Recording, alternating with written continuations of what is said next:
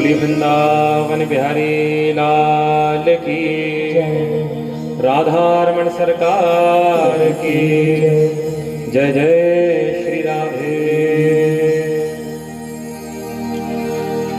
दो क्षण पहले अपने मन तथा वाणी को पवित्र करने के लिए मंगलमय भगवान नाम कीर्तन कर लें। उसके पश्चात आज की मंगलमय कथा में प्रवेश करेंगे। आइए मीठी मीठी ताली सेवा के साथ भगवान नाम गुणगान करें। बोलिए भक्त वत्सल भगवान की। श्री राम जय राम जय जय राम। श्री राम जय राम जय जय राम। श्री राम जय राम जय जय राम। श्री राम जय राम जय जय राम। श्री राम जय राम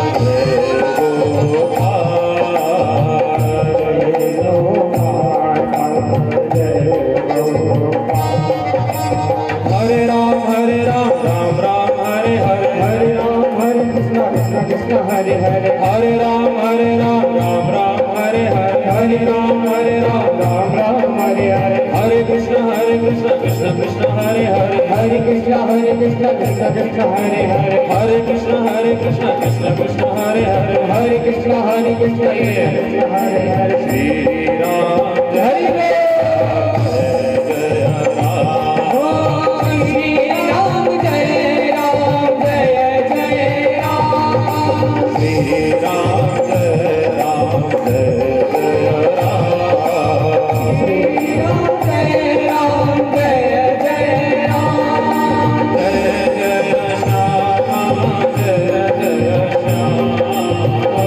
जय श्याम, जय जय श्याम जय जय श्याम, जय जय श्याम जय जय श्याम, जय जय श्याम जय जय श्याम, जय जय श्री वृंदावन धाम, जय जय जय वृंदावन धाम, जय जय श्री वृंदावन धाम, जय जय श्री वृंदावन धाम, जय जय श्री वृंदावन धाम, जय जय श्री वृंदावन धाम, जय जय श्री वृंदावन धाम, जय जय श्री वृंदावन धाम, जय जय श्री वृंदावन धाम। बोलिए बरसाने वाली की जय जय। जय हो। अनंत कोटि ब्रह्मांड नायक सर्वेश्वर सर्वाधिपति कुंज निकुंजेश्वर राधा रमण बाधा हरण सर्व संकट हरण सर्व मंगल करण चिदाधार केवलाधार मीरातार अकारण करुणा वरुणालय भक्त वांछा कल्पतरु गोविंद गोपाल प्रभु श्री बालकृष्ण लाल जिनकी ये वांगमय भक्ति स्वरूपा श्रीमद् भागवत महापुराण जिसका श्रवण पठन मनन चिंतन इस घोर कलिकाल में सर्वथा ही मंगलकारी है। भगवान की ऐसी कथा जो प्रत्येक जीव पर प्रत्येक रूप में कृपा ही करती है, ऐसी भागवत की कथा। सर्वप्रथम तो लगभग 6 महीने के बाद पुनः आप लोग किसी कथा को सुनने आए हैं और हम भी कोई कथा कर रहे हैं। क्योंकि कोविड के कारण, कोरोना के कारण कथाएं नहीं हो रही थी, लेकिन भगवान की प्रेरणा से आप सभी के एक मंगलमय प्रयास के द्वारा एक सूक्ष्म रूप में कोविड-19 की सारी गाइडलाइनों का पालन करते हुए छोटे स्थान पर ही हम सभी इस कथा को प्रारंभ कर रहे हैं। और बड़ा सुंदर अवसर है कि 6 महीने के बाद हमको कथा सुनने का, सुनाने का जो अवसर मिला, वो भी कौन से महीने में मिला? बोले पुरुषोत्तम माह। तो पुरुषोत्तम माह इसका नाम बाद में पड़ा, पहले इसका नाम था अधिक मास। क्या था? अधिक मास। बोले अधिक क्यों? बोले 12 मास में से एक अधिक था जिसकी कहीं कोई गणना नहीं थी, कहीं कोई गिनती नहीं थी। जैसे छोटी छोटी चिल्लरों को इकट्ठा कर दिया जाए और फिर कहीं देखा जाए कि भैया घर में ये कहीं रखी थी, तो ये तो हमारे पास एक्स्ट्रा हो गया या अधिक पैसा था कुछ जो बचे कुचे में से इकट्ठा हो गया। ऐसे ही पूरे 3 वर्षों में जितने भी बचे कुचे लग्न होते हैं, तिथियां होती हैं, उनमें से जो एकत्रित होकर मास बनता है उसका नाम होता है अधिक मास। अब या तो आप इसको ऐसे अधिक मास मान लें, और अगर आध्यात्मिक दृष्टि से देखें, भक्तों की दृष्टि से देखें, तो संत लोग कहते हैं इसका नाम अधिक मास इसलिए है क्योंकि जो भी फल आपको अन्य मासों में पुण्य करने से मिलता है वो अधिक मास में, मल मास में या पुरुषोत्तम मास में केवल थोड़ा ही करने से अधिक लाभ मिल जाता है। जो अधिक पुण्य हमको मिल जाता है, जो हम सभी से अधिक धर्म करा लेता है, उस मास का नाम है अधिक मास। तो भैया इसका नाम अधिक मास भी बाद में पड़ा। पुरुषोत्तम के पहले था अधिक, पर अधिक के पहले था मल मास। थोड़ा इको कम कर। तो बोले भैया इसका नाम मलमास क्यों था? मल माने गंदगी, मल माने छूटा हुआ, मल माने बचा कुचा, मल माने रक्त रिक्त। तो बोले मलमास क्यों पड़ा? तो ध्यान से सुनिएगा, इसका नाम मलमास इसलिए पड़ा क्योंकि इस मास का कोई भी स्वामी नहीं। जैसे ग्रह के स्वामी होते हैं, नक्षत्र के स्वामी होते हैं, हर मास के अलग अलग स्वामी होते हैं, लेकिन इस मास का कोई भी स्वामी नहीं, इसलिए इसका नाम मलमास है। लेकिन भगवान ने देखा कि भैया ये मास बड़ा सुंदर है, इसका कोई स्वामी नहीं है, तो इस मास का स्वामी होंगे भगवान पुरुषोत्तम श्री कृष्ण। और बोले आज से इसका नाम मलमास नहीं, इसका नाम होगा पुरुषोत्तम मास। तो इसका नाम पड़ गया पुरुषोत्तम मास। एक बात और बताएं, पुरुषोत्तम मास में कौन कौन से कार्य करना चाहिए, कौन कौन सी विधि करना चाहिए, क्या क्या नहीं करना चाहिए, और इस मास में किए गए पुण्य का फल हमको कितने गुना मिलता है, ये सब पहले चर्चा करें, उसके बाद कथा में प्रवेश करेंगे। देखिए, अगर कोई मनुष्य 12,000 वर्षों तक, कितना 12,000 वर्षों तक गंगा जी के तट पर रहकर जप तप ध्यान पूजन करे, और जो फल उसको इतने पूजन जप तप के बाद मिलने वाला है, वो फल केवल और केवल अधिक मास या पुरुषोत्तम मास में एक क्षण के धर्म करने से मिल जाता है। ये विष्णु पुराण में लिखा कि 12,000 वर्षों तक आप अगर कोई पुण्य करें, स्नान ध्यान करें, तर्पण करें, अर्चन करें, वंदन करें, कथा सुने, ये सब 12,000 सालों तक लगातार करिए, और जो पुण्य मिलने वाला है वो केवल पुरुषोत्तम मास में एक क्षण के पूजन से मिल जाएगा। ये पुरुषोत्तम मास है, इसकी ये महिमा है। और पुरुषोत्तम मास में भी कौन कौन से कार्य हमको करना चाहिए, तो उसमें सबसे पहले बताया गया है कि पुरुषोत्तम मास में दान करने का सबसे अधिक महत्व है। और किस चीज का दान? बोले पुरुषोत्तम माह में सबसे अधिक महत्व है अन्नदान। अन्नदान का बहुत महत्व है। कोई मनुष्य अगर अपने वजन के बराबर अन्नदान कर रहा है, तो वो अपने जितने भी पूर्वज हैं उन सबकी ओर से उस समय दान कर रहा होता है। वो भी नहीं कर पाए तो एक बहुत भीतर की बात है कि मान लीजिए किसी ने एक मुट्ठी अनाज दान किया, जैसे हम लोग मंदिर जाते हैं तो एक मुट्ठी चावल थाली में डालाते हैं मंदिर की थाली में, तो उसमें कितने दाने होते हैं? बोले महाराज हजारों दाने होते हैं। तो एक एक दाने में भगवान हमें इतना पुण्य प्रदान करते हैं जितना पुण्य पूरे जीवन भर दान करने पर हमको मिलने वाला है। ये पुरुषोत्तम मास। अन्नदान के बाद स्वर्ण दान, कोई अपने स्वेच्छानुसार स्वर्ण दान करे। किसको दान करे? बोले अगर कोई बालिका है तो वो कन्या को दान करे, कोई सुहागन महिला है तो वे किसी सुहागन स्त्री को दान करें, कोई ब्राह्मण है तो वे ब्राह्मण को दान करें, कोई किसान है तो वे भूमि के लिए कुछ दान करें या स्वर्ण दान करें। ये स्वर्ण दान।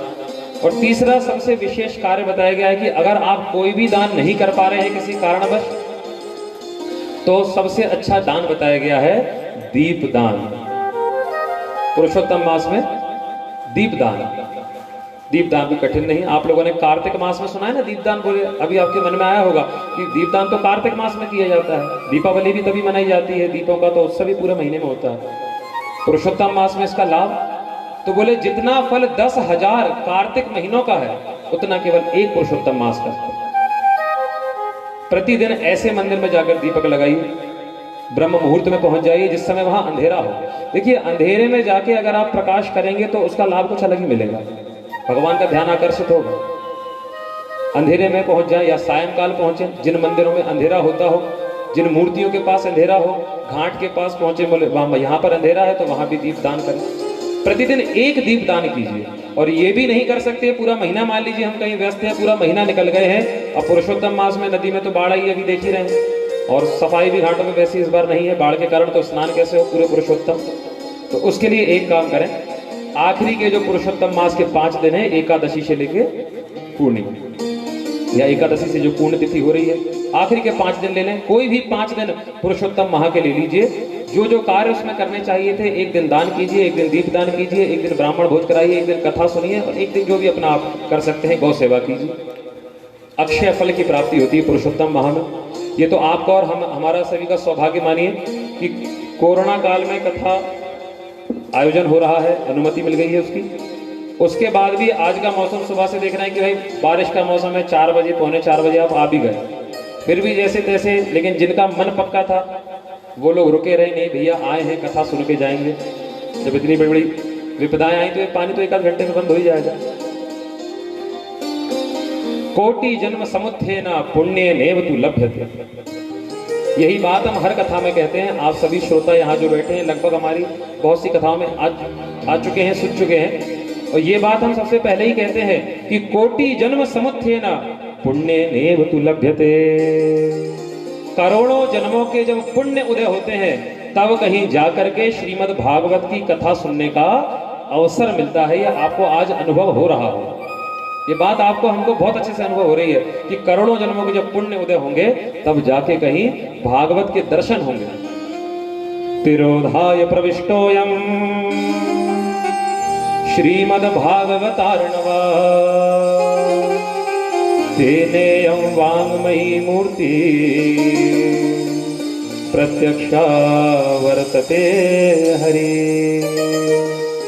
देखिए भगवान श्री कृष्ण और श्रीमद् भागवत में रंच मात्र भी अंतर नहीं है। भगवान श्री कृष्ण और भागवत में बिल्कुल अंतर नहीं है।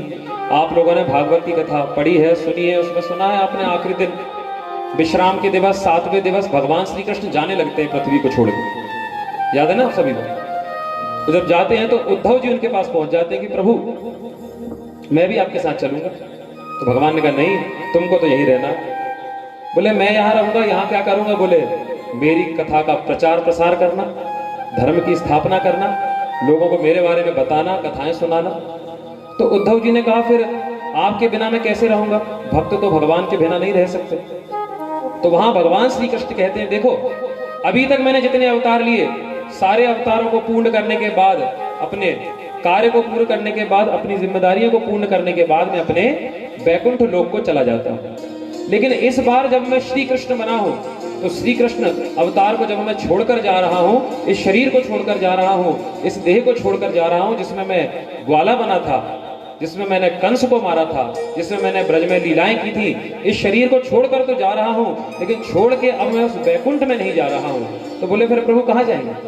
अपने घर नहीं जाएंगे तो कहां जाएंगे? तो भगवान श्री कृष्ण मुस्कुराते हुए कहते हैं तिरोधाय प्रविष्टोयम। भगवान अपने हाथों को उठाते हैं, उस समय एक रोशनी होती है वहां, श्रीमद् भागवतार्णव।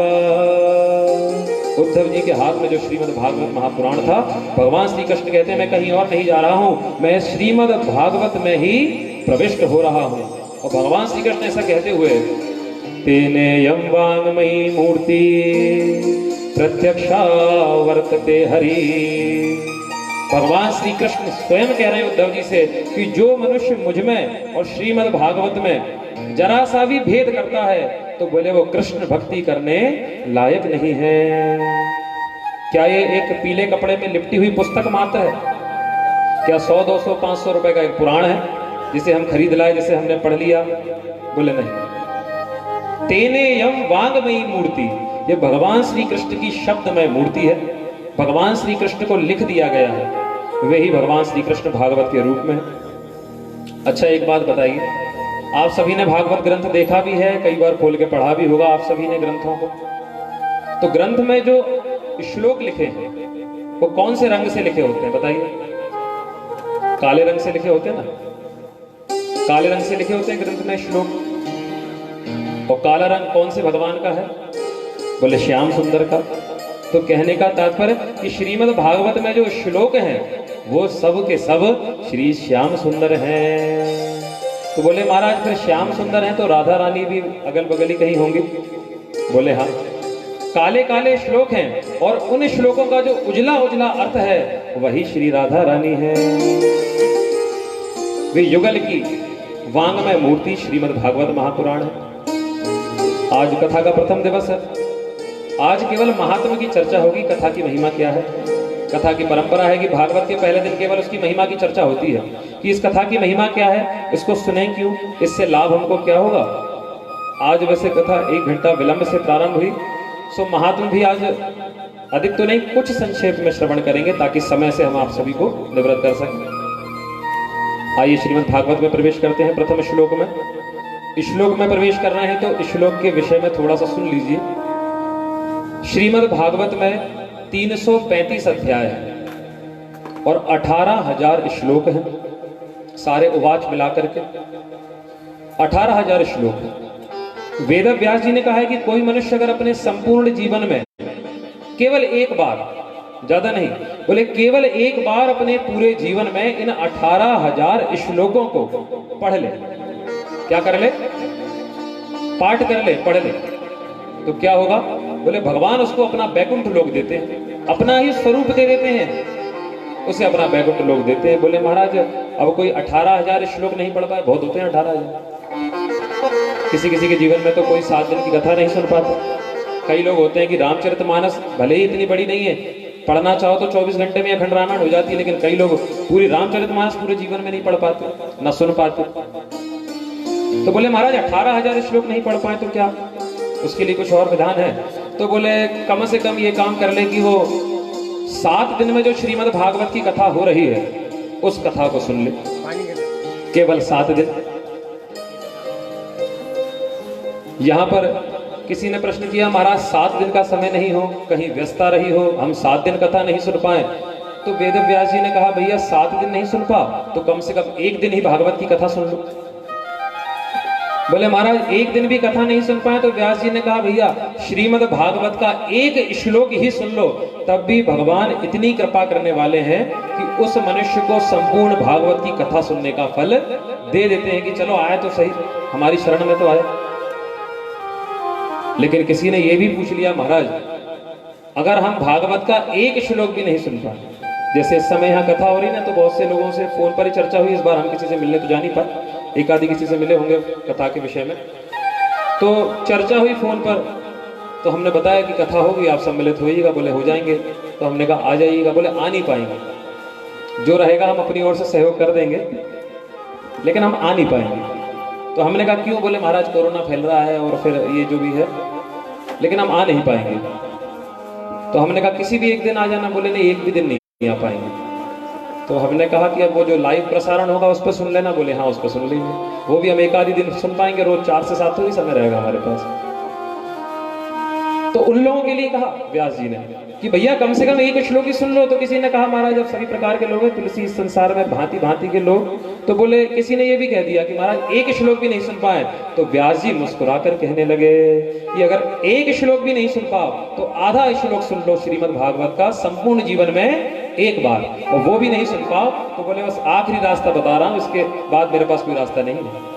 आधे का आधा माने 1 श्लोक के 2 हिस्से करिए और फिर उसके भी 2-2 हिस्से कर दीजिए, माने 1 श्लोक के 4 हिस्से करिए, और 1/4 हिस्से को भी अगर हम पढ़ लें, सुन लें, हमारे मुख से निकल जाए, तब भी भगवान नोट कर लेते हैं कि भैया ये अब बैकुंठ में रहेगा।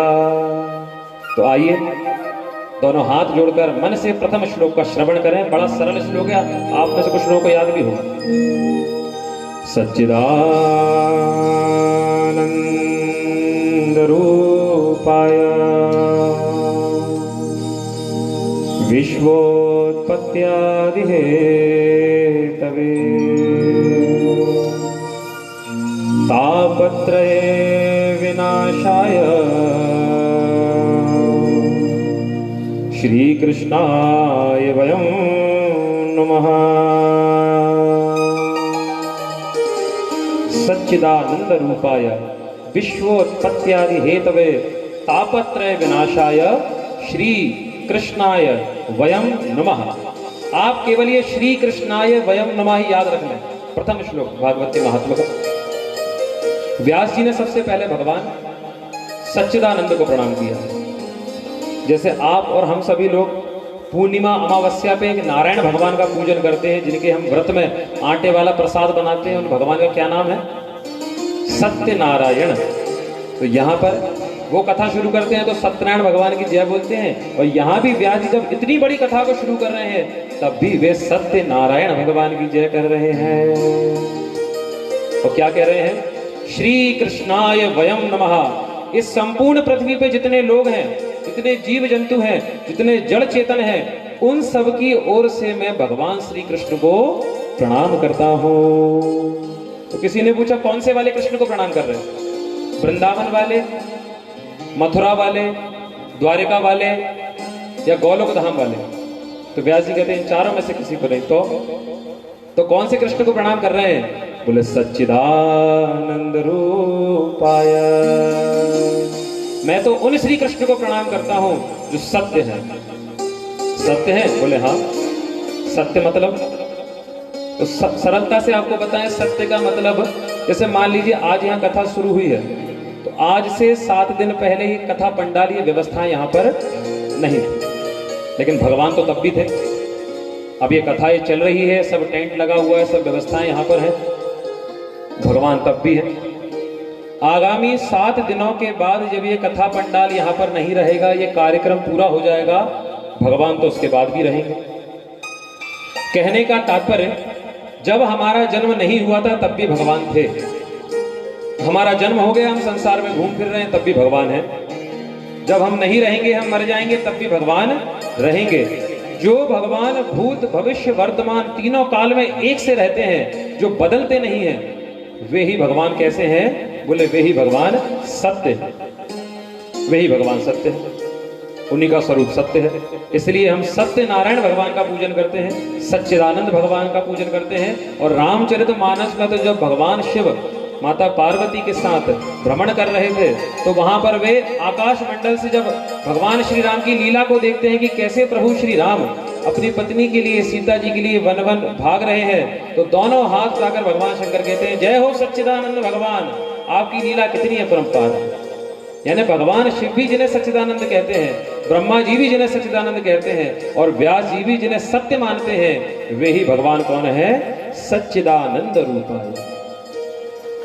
दूसरा भगवान को संबोधन दिया गया है चित्त। भगवान चित्त स्वरूप है। चित्त माने चेतना, सीधी सी बात है। आपके और हमारे भीतर जो जान है, आपके और हमारे भीतर जो अंश है, आपके और हमारे भीतर जो आत्मा है, जो ऊर्जा है, जिसके कारण हम चल फिर रहे हैं, बोल रहे हैं, सुन रहे हैं, खा रहे हैं, पी रहे हैं, सब कुछ जो कर रहे हैं, वो जो ऊर्जा हमें जिसने प्रदान की है, वे ही भगवान सच्चिदानंद रूप है। जिस दिन ये शक्ति हमारे भीतर से निकल जाएगी, तो उस दिन ना हम जाने जाएंगे ना पहचाने जाएंगे। जैसे आप लोगों ने सुना है, किसी के यहाँ कोई शांत हो जाए तो क्या कहते हैं? भैया अब वो नहीं रहे। सुनने में आता है, जैसे अभी कोरोना काल में कई बार बोले भैया वो कुछ दिन से बीमार थे और अब नहीं रहे। तो बोले कहाँ नहीं रहे? शरीर तो उनका यही पड़ा है। बोले शरीर तो पड़ा है, लेकिन उनके अंदर जो चेतना शक्ति थी अब वो खत्म हो गई। अब तो उनका ये बस ढेर बचा है। या कई बार पत्रिकाओं में शोक संदेश में लिखा आता है कि भैया फलाने जी यहाँ के निवासी, इनके पुत्र, इनका निधन हो गया। निधन हो गया? निधन माने क्या उनका सारा पैसा लुट गया? बोले नहीं, वो धन तो रखा है, उनका बैंक बैलेंस है, उनकी गाड़ियां हैं, सब संपत्ति रखी है, लेकिन जो उनका प्राण धन था वो धन खत्म हो गया है। जिस चेतना शक्ति के कारण हम जाने जा रहे हैं, वही चेतना शक्ति हमें किसने दी? भगवान।